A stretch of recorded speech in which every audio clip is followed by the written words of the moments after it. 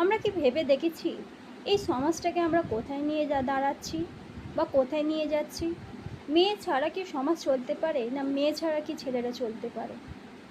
মেয়েদের বড় ভূমিকা হচ্ছে মেয়েরা মা হয়।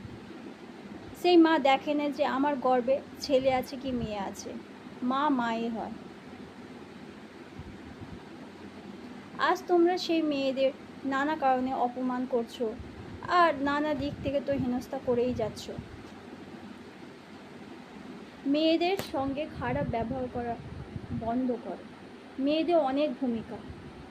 একজন পিতামাতার কাছে সে মেয়ে, পরবর্তীকালে সে একজনের বাড়ির স্ত্রী, একজনের মা হচ্ছে।